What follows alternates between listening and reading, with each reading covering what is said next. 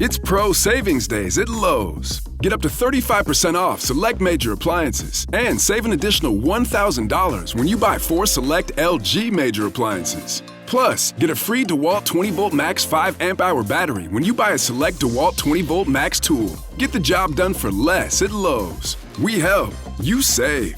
Valid through 9/26. Selection varies by location. While supplies last. See associate or Lowe's.com for more details and qualifying items.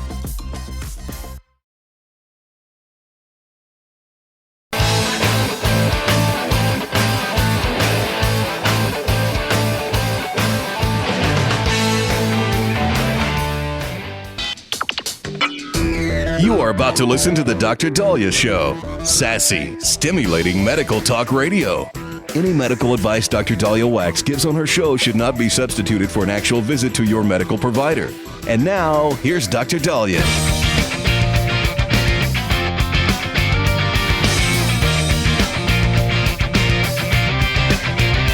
All right, we are back on the Dr. Daliah Show. Thank you all for tuning in. 1-877-Dr. 1-877 DOCDALI. So a question we get a lot in medicine is, what can I do when I'm younger to prevent bad things from happening when I'm older?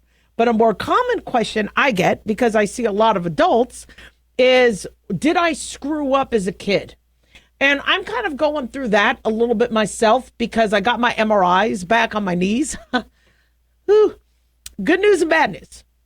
The good news is I didn't tear my cartilage when I fell a couple months ago in the bathroom. That's the good news. The bad news, I had no cartilage to tear. I have such cartilage thinning, almost bone on bone, that, but here's the thing. Thank God I'm not in pain. I'm still able to work out every day. I'm still able to do what I need to do. Will I need a knee replacement later? Probably. But right now, I'm not going to. I'm still trying to figure out how to buy an electric vehicle. I got so much other stress on my plate. If this mandate goes through and if Kamala wins, I got to start figuring out how to get an electric vehicle. So I can't even be thinking about knee replacements right now. But the question is, I ran a lot. Yeah, when I was younger. I skied. I hiked. And I remember my mom, and I do not want to ever prove my mom right? Because this "I told you so" will haunt me. But I remember saying, her saying, "You're going to ruin your knees. You're going to ruin your knees." And I'm like, but I want to run. It's keeping me skinny. I like the way my butt looks, right? I like running. I loved running. Running was fun. I can't do it like I used to now. I'm on a treadmill and I use the incline and all that. But I loved running. And she said, "You're going to ruin your knees. You're going to ruin your knees." And here I am with my knees ruined. And on the flip side, though, I think the more you exercise, the more you protect your joints. One of the reasons why I don't think I have pain in my knees is because I'm always exercising. Exercise lubricates the joints. And so, stop the giggles. And so I think it's really, really important to find that balance. And so, I had a grandfather who was a football player, and that was back when they had the leather scalps, the leather heads. And, he had major arthritis. He developed gout. He had gouty arthritis. So my mom remembers, what he went through as an athlete. And I would never consider myself an athlete. I went to 12 schools, so I was never on a varsity team. I never competed in school sports because I was never out of school long enough. But I would have, and I would have been on track. So I did my own exercising. And so when you look and see, at my age, and I'm middle age, okay? So I'm going to say about that. And when you look and see the wear and tear my knees have, you're like, should I have maybe done things differently? I don't. Personally, I don't. I love staying active. I've exercised every day of my life. In fact, when I was on bed rest with my boys, I still did exercise. When I had my hysterectomy, the next day I started walking. I was walking and doing my thing. So I thank God I have, very good threshold for pain right now, such that I could do what I need to do. But the truth of the matter is we do wear and tear our joints. We're also living longer than our forefathers and foremothers. So if life expectancy used to be in the 40s and 50s a century or two ago, and now we're living till our 80s and 90s, yeah, our joints may give out. And so what I think we need to do is we need to figure out ways to preserve that cartilage. We only have X amount of cartilage. I know there's been a lot of scientific breakthroughs on hyaluronic acid injections and cortisone injections and taking a piece of cartilage and growing it out to be able to transplant more cartilage back in. And it's tricky because if everything isn't right, you feel it. If you have a fray of some cartilage or a little nick or something that's not right, your knee doesn't function. It'll grab, but when it comes to your hips, when it comes to your shoulders, a lot of us, we don't age aggressively until we ruin a joint. And once we sustain back pain or shoulder pain or knee pain, now our activity is different. And when your activity is different, you start to gain weight or you start to compensate and use other joints. And so I've noticed just from my injury, I've been looking for guardrails. I still do stairs. I live in Southern Nevada, so whenever I'm at these casinos, they always have stairs instead of elevators or escalators. I always take the stairs, but I notice I'm a little bit more careful. I'm holding on to the rail when I used to not. And I'm already feeling like I'm aging just because I had a stupid fall where I hurt my knee. And so I think we really need to, in medicine, start to go back to when we're kids and teenagers and young adults on how to preserve our joints. What are the best exercises to do that protects the joints? Now, there's been studies saying running does not hurt your joints, but there's been other studies going, yes, strenuous exercise and strenuous athletics do hurt the joints. Even if you don't get sacked in football or tackled. So, I think what makes good joint health is using them. If you don't use them, you lose them. So you have to use them. You have to also make sure you don't sustain any major injuries. Me skiing on a black diamond and hitting a mogul and falling and whatever probably didn't do, my knees any good. So if you are going to be doing sports, understand that falls can catch up with you later. So try not to fall. I know that's kind of hard, snowboarding or skiing, but those are things you need to think about. Swimming, is a fantastic sport that ends up not putting a lot of pressure on your joints. And so maybe think of ways where you could still weight bear, but that's not your only workout. You're able to mix it up by doing things in the pool.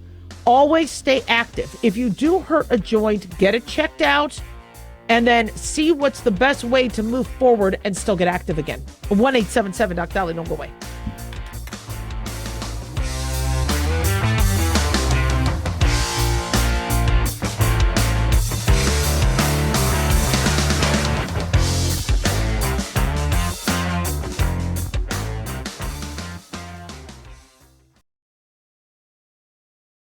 Hey guys, it's Dr. Daliah. Fantasy football season is coming, but sadly, too many of you are taking the bench while the country takes part in one of the most exciting and lucrative industries out there. Don't know how to play? Well, huddle up and listen. Paul Kalikas and I have written a fantasy football pocket guide for beginners. This book walks you through the basics and shows you how simple and lucrative joining or creating a fantasy football team can be. Read our fantasy football pocket guide for beginners found on Amazon or follow the links on X and Facebook. That's Fantasy Football Pocket Guides for Beginners. Don't be left out.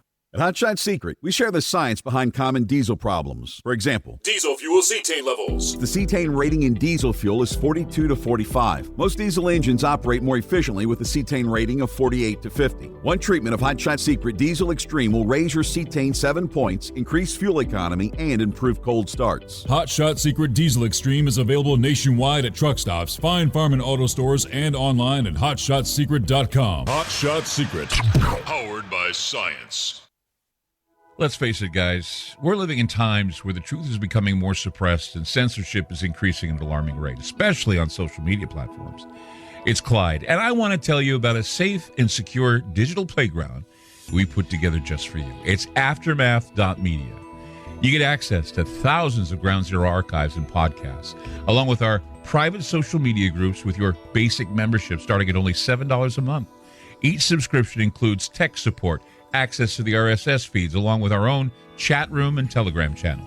In addition, the premium membership includes research study groups, webinars, a document and movie library, a live video stream of Ground Zero, a monthly Zoom chat with me, and other bonus content. Be sure to check out our yearly specials as well. Sign up today while you're thinking about it. Sign up at aftermath.media. Again, that's aftermath.media.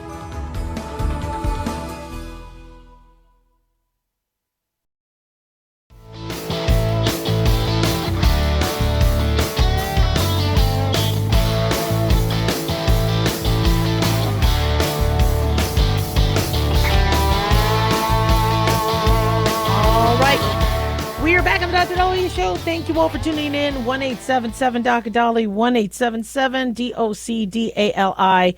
Big thanks to Talk Media Network for making the show happen. Big thanks to Daniel, our producer. And big thanks to y'all for tuning in. We really do appreciate it. Don't forget to follow us on Twitter or X at Dr. Daliah, Facebook, The Dr. Daliah Show, and on YouTube, click like and subscribe. So I was asked about a week ago about any tips I would have for the kids accepting the new wife. And this is something we've talked about on this show. You remarry, and there's a new husband, new wife, new spouse, new partner. You're dating somebody. What to do with the kids if they're rejecting that person? And the first thing I have to say is it is 1,000% expected. All right? People are like, oh, no, my kids love me, and they don't like who I'm dating or who I'm with. Not a shock and not uncommon. It's very natural for family members to reject somebody new into their new circle. So you're not alone. Okay, it happens. And there might be the possibility that your children or brothers or sisters or whatever may never accept the new husband, the new wife, whatever, girlfriend, boyfriend, new partner. But there are some things you could do. And one is realize, be realistic about the situation. And I get from one of my listeners how frustrated they are, going, I don't understand. They're perfect in every way. I love them. My kids should show respect. Everybody should be respectful to everybody. But no, there is no reason why your family needs to be in love with somebody that you're in love with. That's, just like we spoke about with politics, just because you feel one way politically doesn't mean everybody else in the family has to follow through. We're all individuals. We all celebrate our religion differently. Our relationship with God can differ. I like dark meat with my turkey on Thanksgiving, which helps because a lot of people in my family like the white meat. I'll then eat the dark meat. So there's ways to still be compatible. But the first thing you need to do if you are struggling to bring in a new addition to the family is, one, understand that this isn't going to be taken very lightly. I mean, I have my kids and my husband and all that. And, I'll always joke with them about how, if they were my roommate in college, I would kick their butts out. There's no way I would live with them in college. You would be the worst roommate. But I'm able to live with them because, they're my progeny. They're my blood. And when you have somebody in the family, that blood is thicker than water. It's really hard to have somebody else in the household, whether you're living in the household or not. And you have to understand the family member's perspective. So let's say that child went through something, okay, and went through something very embarrassing to them. Now there's this stranger that's going to be privy to that. Now that your child is sharing you and sharing your time and sharing your attention and maybe also sharing your inheritance. So you need to kind of understand what it is their concerns are. Is it that it's really hard to warm up to another person? And then understand that and let them know. Say, I know how difficult it is to all of a sudden like somebody new. If you told me I had to love this person, and this is why in-laws have issues. I am so, so grateful that I love my son's girlfriend, and I love my kids' friends. And so, to me, they all could be my babies. I will adopt all of them. I love them all. But, imagine if, your child brought home somebody that you couldn't stand.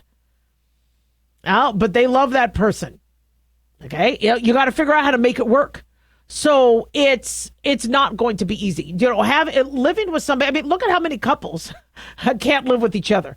Living with somebody and you don't even have a vested interest in them because you're not dating them. Somebody else is, not very easy. So understand that. And if you still can't comprehend, imagine you being roommates with somebody and their girlfriend or boyfriend is always over, always on the TV, Netflix, whatever, not paying rent. And you have to basically now live with somebody you never signed up to live with. All right. Now, if this person is important to you, all right, that is something you do need to extend to them. And your family should respect that person. Nobody should be disrespecting somebody else. No, and if there is somebody that loves you, and if your kids don't understand that you found happiness, this is somebody you want to be with, this is, then that's on them. And oftentimes they will come around. Knowing that that person is making you happy, knowing that, the previous relationship might not have necessarily, made it to fruition or, then, they'll, or, till death do you part, when they do see that you are happy, if they really love you, that'll start to come into play. But you have to make sure the kids know that there are not any ridiculous expectations. They don't have to hug him if they don't want to. They don't have to kiss him. They don't have to call them dad or mom. They don't have to do things they're uncomfortable with. Give those kids that space, because the more you force, the more they hate. Now, if you are the new person in the family, now I haven't been in this situation because I'm married and I hope I'm never in this situation. But if I was, I would immediately establish, like, let's say Jimmy Garoppolo says, you know what, Daliah, you're the one for me. And your husband left you, so you and I'm not saying this is a fantasy I have, but let's just say hypothetically that happens. And let's say Jimmy Garoppolo had a couple kids. I would go in there and I would say, look, I would be as non-parental, non-authoritative, and I would let them know I love your dad, especially shirtless. And I wouldn't say that. But anyway, but I would, convey to them and say, look, I know this isn't easy. I'm not here to replace your mom, dad, whatever. I know this isn't easy. I am here for your mother or your father. And I'm here for you when you're ready. And if you ever want to be. If you never want, that's fine. And however you want this relationship to be, I'll honor it. But, I want you to know I really, really care about your parent. And I feel I'm the luckiest person alive that your parent wants to spend their life with me. And and just let it be slow. Let it work itself out. The first few holidays might not be ideal. But remember, you're going for the long game. And if things don't happen first quarter, there's still more quarters. Sorry, I'm getting ready for football. Cowboys play tonight. Woo! So, it's not easy. But the expectations are, and, I understand my listener was really frustrated. He's like, if my kids love me, they will not entirely. And also sometimes you're not that easy to live with, or to have to, come around and look, just think of the in-law situation. You could really, really love your spouse, but the in-laws could be driving you crazy. People drive each other crazy. I was talking to my sons about being roommates and considering, would they do that or what? And it's interesting. They both would rather be roommates with each other, than with strangers. I mean, I lived with strangers. I just needed to share the rent. Whoever would help pay the rent or for me to rent a room. And I was never home, so it worked out fine. But if, it really takes a lot of chemistry to be able to have that sort of closeness. And I have to tell you, I have seen so many families where the extended or the new wife or new spouse or new boyfriend, girlfriend, and by the way, that's also an issue. That's another thing to think about too. If you are one of a long line of guys that mom has brought home or women that dad has brought home, the kids aren't going to attach to you. There is, they won't, or if they think you're in it for the money. And so you just have to understand what they might be thinking. And also you do have some people that they just don't like people and it just might never happen. I mean, we have blood relatives where they just don't like each other. That just happens. So it's not easy. I want to see people happy. I want to see, relationships work through. But divorce is still at an all-time high. It's been going down because fewer people are getting married. But relationships break up.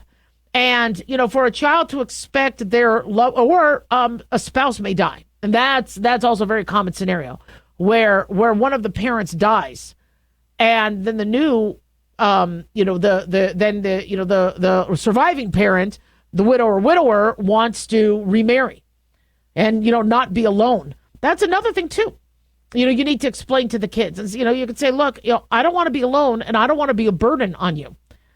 Now, you don't want to have to entertain me and keep me from being bored and take care of me day in and day out. This helps you. And they'll go, oh, no, of course it would. And look, I don't want to be a burden on you. Yeah.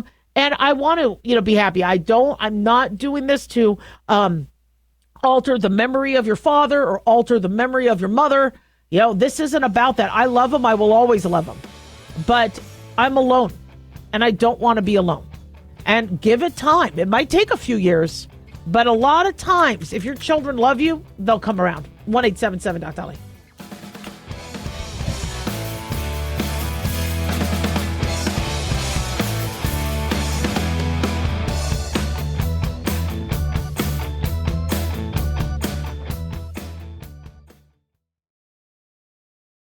Not secret, we share the science behind common diesel problems and their solutions. For example, diesel fuel cetane levels. in many states, the cetane rating in diesel fuel is 42 to 45. Most diesel engines operate more efficiently with a cetane rating of 48 to 50. One treatment of Hot Shot Secret Diesel Extreme will raise your cetane 7 points, increase fuel economy, and improve cold starts. Due to a cleaner burn, there are less hydrocarbons and particulate matter in your exhaust. This reduces the blockage of your diesel particulate filter. Using Diesel Extreme generates 83% less DPF regeneration. The 6-in-1 Diesel Extreme formula also includes the most concentrated detergent on the market, lubricity enhancer, water demulsifier, rust and corrosion inhibitors, and a fuel stabilizer. Hot Shot Secret Diesel Extreme is available nationwide at truck stops, fine farm and auto stores, and online at hotshotsecret.com. Hot Shot Secret, powered by science.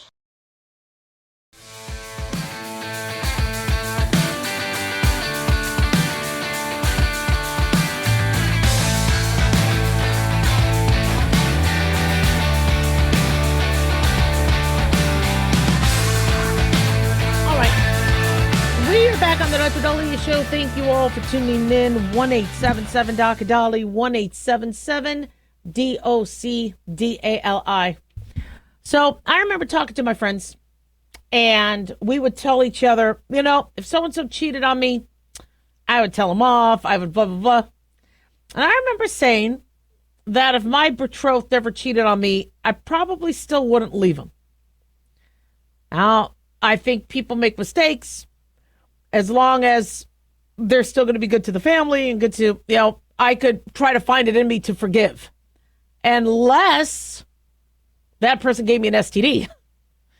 If that's the case, then no. And it was a stupid thing for me to say because you don't always know if you're going to get an STD.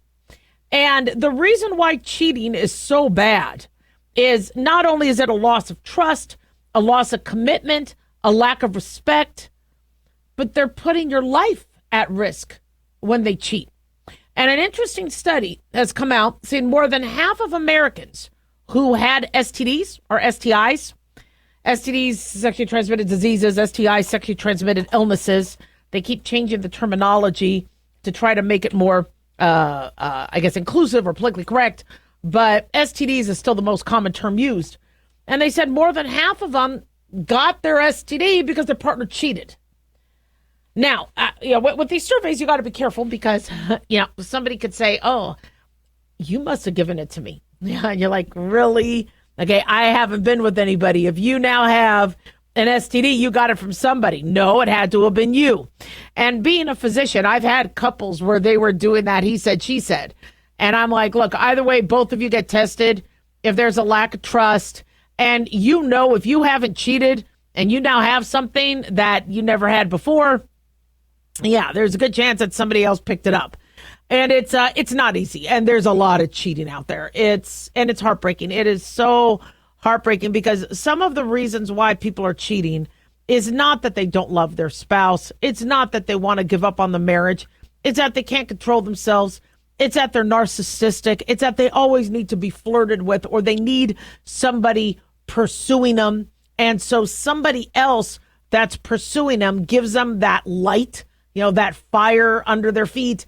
And they still want to be married. They still want to, but they want to have that vice, or they want to have that fun, or they want to have that flirtation.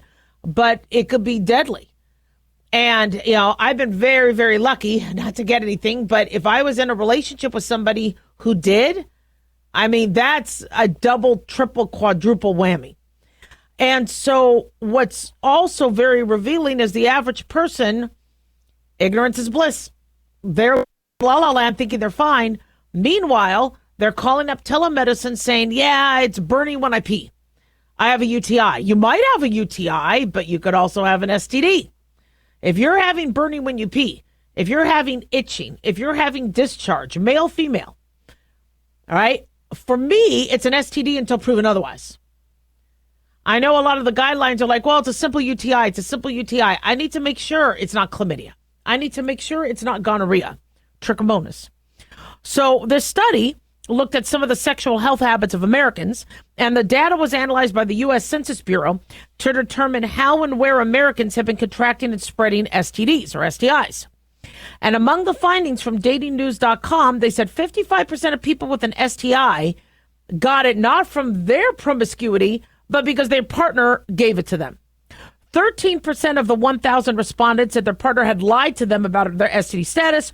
45% did not discuss testing with their partner before becoming sexually active. So it could be they're cheating, or it could be they have something and then they never shared it, and now you're having sex. So when the conversation is, hi, do you have herpes? Do you have HIV? Do you have, oh, no, I have none of that. I'm good. I'm clean. Okay, let's do it. I made my husband take an STD test. And also, I think we had to in California do a syphilis test and an HIV test in order to get married. So that was, it just, I know it's not romantic. I know it's not spontaneous, but if you don't want an STD or an STI, you need to be proactive. They say 1 in 5, or close to 20% of them, said they were diagnosed with an STD. The most common is chlamydia. Chlamydia is the number one diagnosed STD, but the most common STD is HPV. And I know that kind of is a little confusing. So HPV is a lot more proliferative, and more people have it, but more people are diagnosed with chlamydia. And that's going to continue as fewer people are getting pap smears. So a lot of people don't know they have it, or they try to get treatment online for their genital warts or something else, and it's not necessarily getting to the Census Bureau. So the survey participants range from 18 to 79. This is from datingnews.com and Fox News, and they say 81% of Americans over 18 are sexually active. Now, that's a fascinating number that 21% or 29% aren't. And so now it could be they're waiting till they're married, or I know there is a growing population of individuals, including boys, who are not engaging in sex. But 1 in 3 Americans said they have never been tested for an STI. The largest number of untested individuals were the baby boomers, 51%, followed by millennials, 33%, and Gen Z, Gen X, both 29%. Why did they refrain from testing? Embarrassment, lack of time, and cost. So STD testing, we need to be able to get access to at-home STD testing. We have to understand that the average person is not thinking of all the STDs. If you're going to get an STD test, not only do you get tested for gonorrhea and chlamydia, but you should be tested for trichomonas. You should be also tested for HPV, for HIV, for hepatitis B and C, for syphilis, and for herpes. So people will tell me, somebody will say, oh, yeah, I just had an STD test. And I'm like, okay, what did they test for? Oh, I think they just did a urine test. So then you didn't get the blood work done, which means you haven't been tested for HIV or syphilis. Or somebody would say, oh, I just had my blood work done. I'm STD free. Did they do a urine test? Did they do a urethral swab? The cervical chlamydia is intracellular, and did they, look at some of the, when they did a cervical culture, did they just take discharge or did they get some cells with it? And so a really good STD screen is a lot more comprehensive. And so when people complain, he gave me herpes and he said he had a STD test. We look at the STD test and it didn't test for herpes. So a lot of things can be transmitted. Also, yeast, bacteria vaginosis can be transmitted back and forth to people. Even though that isn't considered an STD, it is sexually transmitted to partners. So you'll have some individuals say, I keep getting yeast infections. And I'm like, are you having sex? And are you having sex before the yeast could be completely cured or treated? So these are things that we have to kind of take into account. In terms of the cheating, I don't know what to say. It's every person's nightmare, on when that happens and why it happens. And often the person who cheats will blame you.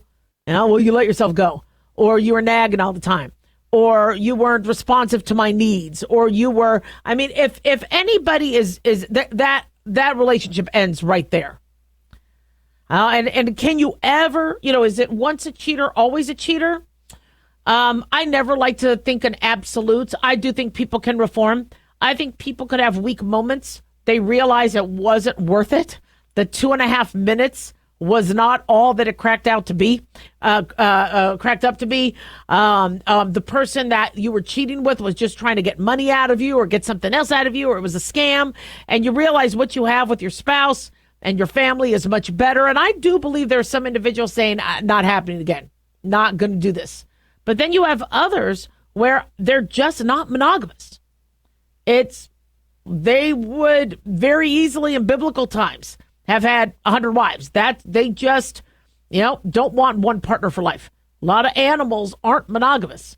And in the animal kingdom, there's very few species where they will always have, I think like a dolphin will be monogamous and a partner for life, which I think helps survival. But the average animal, no. They'll go to one turtle and then go to another turtle and 2 turtles at the same time. So I saw some turtles go at it at a zoo. That's a really hard image. So get yourself screened, okay? 1-877 Doc Daliah.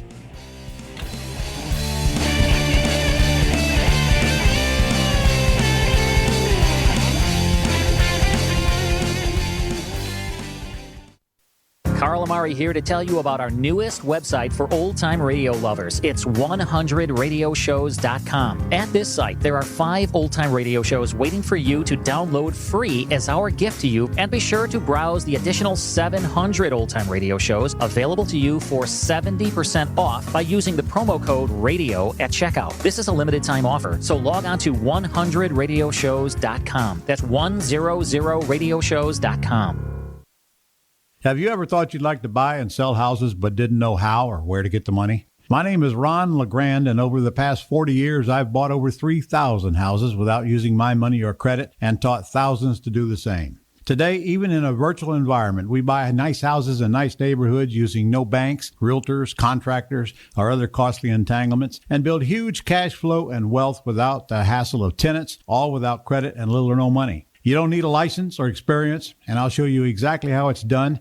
Text FREE to 99799, and I'll send you my free training.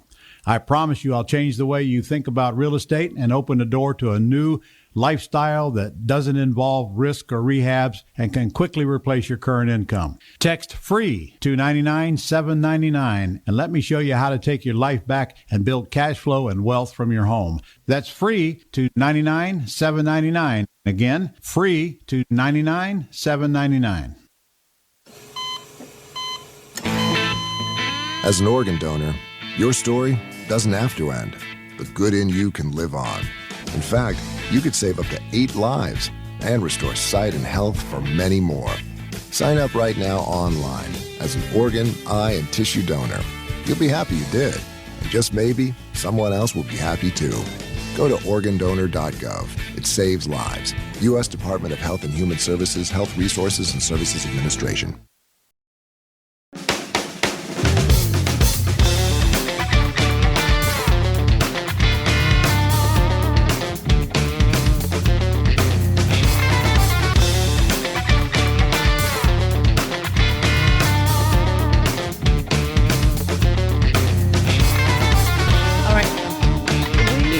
the Dr. Daliah Show. Thank you all for tuning in. 1-877-DOC-DALI, 1-877-DOC-DALI. All right, so we need to kind of have an honest conversation about what's going on here about these kids getting abducted and how we might be inappropriately preparing them when there's a better way to protect our kids. So if you think back to when you were a kid, all right, and you saw these movies where somebody was being chased and somebody caught up to them, all right, you have to kind of, we have to start with this, where you understand what a child might be thinking. And so when we see a child be accosted by a stranger and not run, like, why didn't the kid run? Do we teach the kids to run? No. We teach the kids to be polite.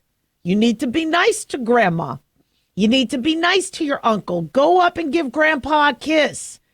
Don't be rude. You don't say things like that. That's rude. So now you have a stranger coming up to them, and they should say, get the flip, mind your own business. They should be telling them something that's not very polite, like, no, I'm not going to help you. And that's not how they were trained.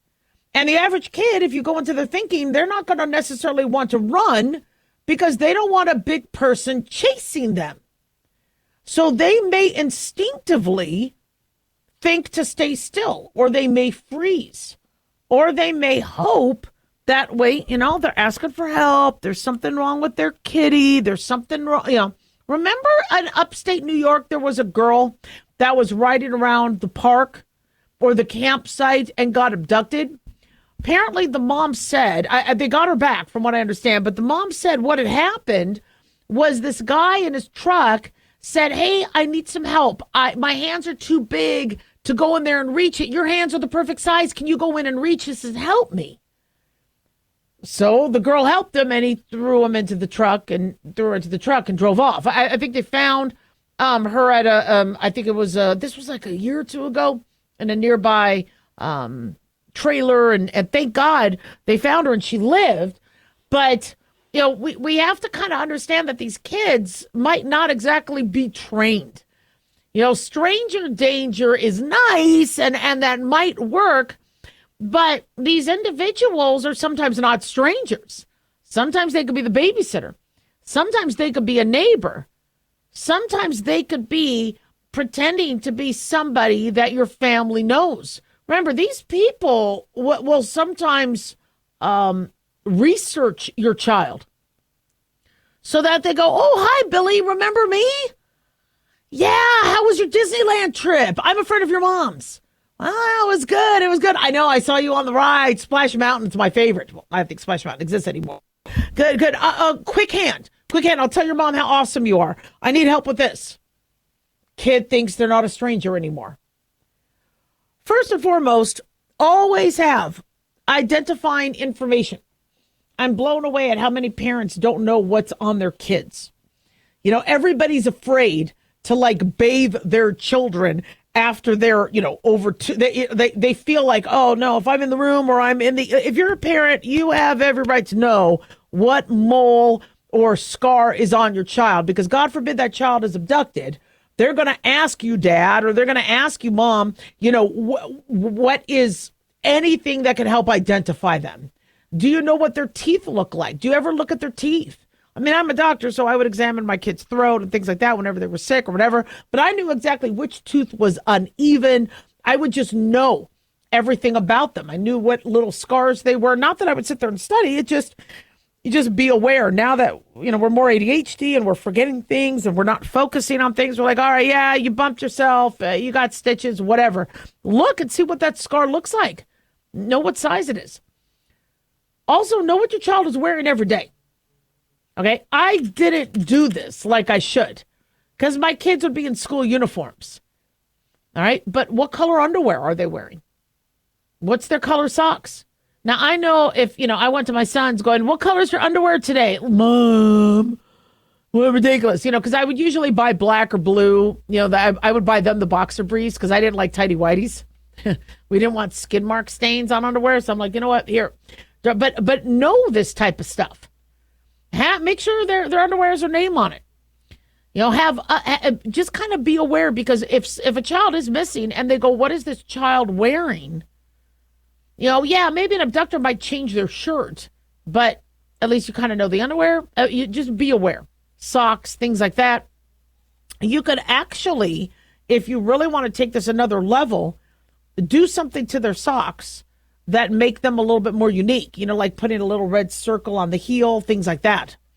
But we have to, the big thing is we need to teach our kids, you know, how to approach a stranger or not approach a stranger, because these strangers already know what stranger danger is. And if these kids don't want to be involved in a chase, if these kids don't want to engage this particular stranger, their hesitation, even for a millisecond, might be enough for them to get grabbed. So first and foremost, make sure kids are always in groups. Now, I think in this particular situation, she was riding her bike around the state park, and so she was alone at the time, or she got somehow separated from the other kids. Do not, make sure there's always somebody supervising them. Have an adult, you know, always in areas where they can see the child at all times. Make sure your child's have an air tag or something that could also help you trace them. You don't have to put a microchip in them, but sometimes tech could help, especially in that first few minutes. And always be aware. When we grew up as kids, we would be gone all day, and our parents wouldn't worry if we weren't back by sundown. And they would worry because, you know, we would be due a butt whooping. Now, no, there has to be check-ins. And I know we don't want to look like, us as parents, we don't want to look like we're being overbearing. We don't want to chase the kids. We don't want to make the kids feel like we're helicoptering them. But when it comes to child safety, you have to. Teach your kids that bad people can ask for help and trick you that way. And so if you have this woman saying, oh, my kitty needs help, will you come here and look at my kitty for me? The kid might think, well, it's a woman, and she's used the word kitty. That's the trigger word. I'm good. No, it's not. Say they're going to lure you with candy. They're going to lure you with animals. They're going to say somebody's sick. They're going to say they need help. Or they're going to bring up your parents. And tell your kids you will never, ever get in trouble for not helping a grown-up.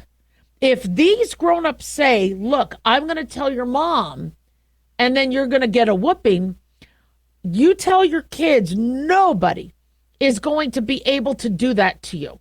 Or tell me, and anytime it's a stranger or somebody you don't know or recognize. But we as parents make that mistake because if our kid is not nice to the aunt or uncle or the grandparents, they get yelled at. Understand, if your child has apprehension towards a family member, that's okay. In fact, I told my husband, when God willing, our boys have kids, if they for some reason move and they're in a different city and we come to visit, understand that kid is not going to want to come up and give us a hug. They're going to be like, okay, she looks weird. She looks, why did she have food in her teeth? Why does she always smell of chocolate, but she doesn't have any chocolate to give me? They're going to be, and that's fine. That's normal to be apprehensive. And if a child is apprehensive and doesn't want to go up to a stranger and give him a hug or whatever, even though that's a family member, the child doesn't know DNA. They can't be doing DNA tests. So let that child know. Another thing you need to teach children is the sign. Okay, so many people have called the police and have seen abducted children because the children knew the sign, where you take your hand, you put your thumb across, and then you close your fist. Teach kids the sign, because as more people learn this, they'll know that child is in distress. 1-877-DOC-DALI, don't go away.